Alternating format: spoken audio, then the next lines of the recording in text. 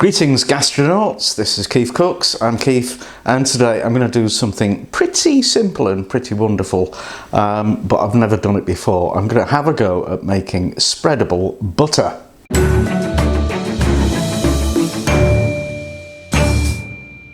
So, you know the kind of thing, comes in a tub like this, and looks like that. And it doesn't go hard, so even in the frozen British winter, you can spread it on your bread without ripping your bread to shreds, so that's a good thing. So it's mostly butter with some oil added, so it's not like margarine full of nasty, horrible things. It's actually pretty good, but it does cost more than regular butter, obviously, because it's got a cheaper ingredient added to it, which is kind of strange, but there you go, that's commerce for you. So you can actually do this with butter that you've bought ready-made, but me being me, I'm going to make butter because I've got a fabulous new machine and it'll be a doddle, so let's do that. Right, ingredients for spreadable butter. Butter and oil.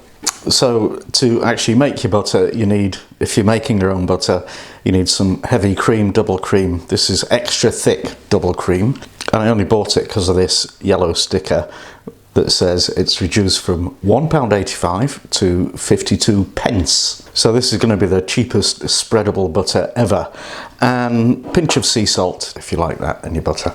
And then to make it spreadable, you add about 30% by weight of oil. So, you know, use a good quality oil, a light olive oil or whatever. I'm using extra virgin rapeseed oil, and that'll give it a luscious yellow colour as well. So, right, first thing to do, make your butter.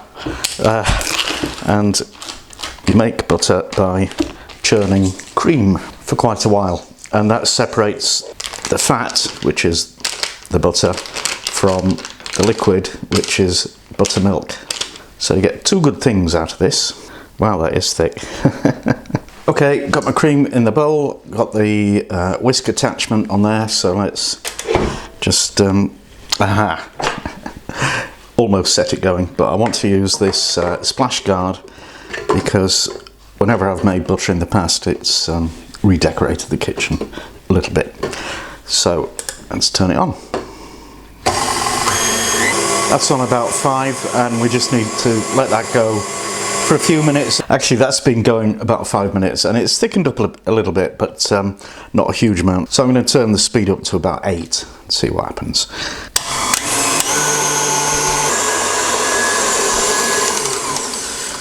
Okay, now it's gone very thick, and it looks like it's about to start kind of curdling.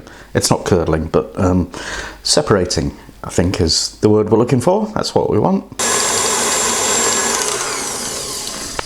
I'm just going to cheat a bit and push this stuff back down into the bowl. The stuff that's kind of stuck on the side. Okay, so just when you get to the point where you've lost the will to live because nothing's happening, it starts to go like this. It looks a bit like scrambled eggs, and we'll just turn it on again, and I think we should see some separation happening soon. Right, it's just beginning to separate, so I'm going to put the splash guard on because it also just began to splash a little bit.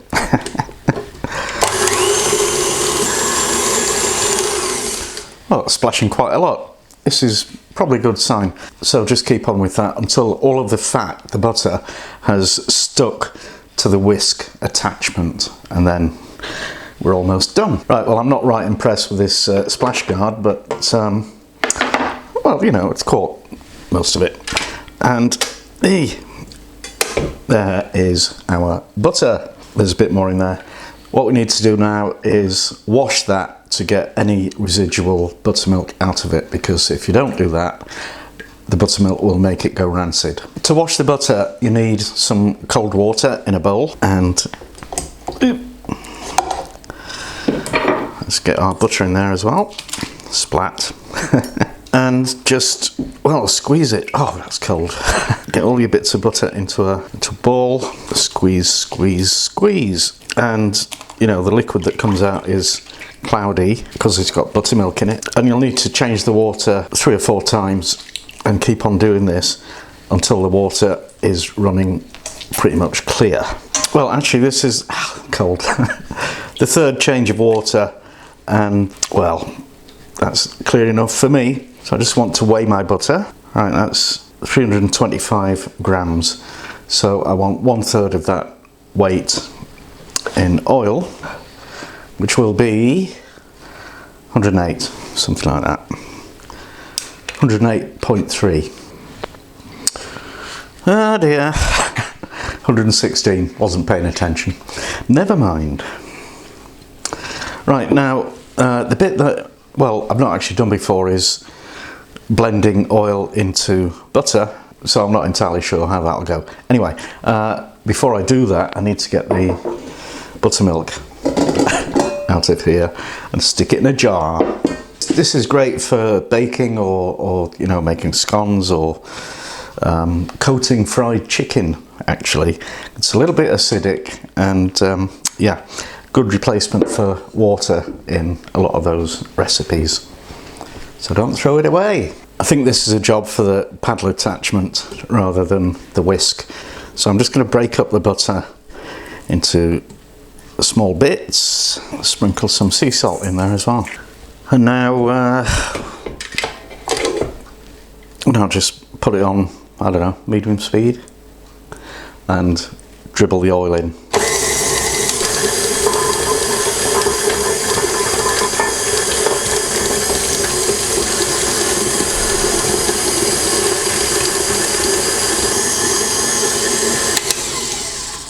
Well, that's actually mixing pretty well, so I'll just keep on with that for a couple of minutes.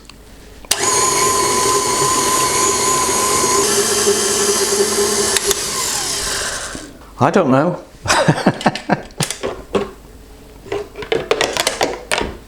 Oh, well, it's a lot runnier than your actual normal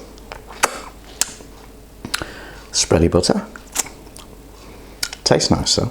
Well, it's certainly spreadable. Looks a bit like a scrambled egg, but you know, well, it might be okay.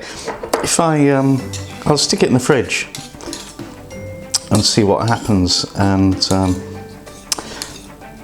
yeah, but so far that's about 8 out of 10 for what I was looking for. Probably too much oil, 30%. So if I do that again, I'll use half the amount of oil, maybe 15%. But yeah, it's definitely edible. We're certainly going to eat that. Anyway, I know you're used to total perfection from KeefCooks, so I do apologise. But we move on, we try harder. See you next time. And that's that. I hope you enjoyed it. Now please do the usual: likes, shares, comments, subscriptions, donations, patronage, all that good stuff. Or just some of it. And thank you for watching, and see you next time.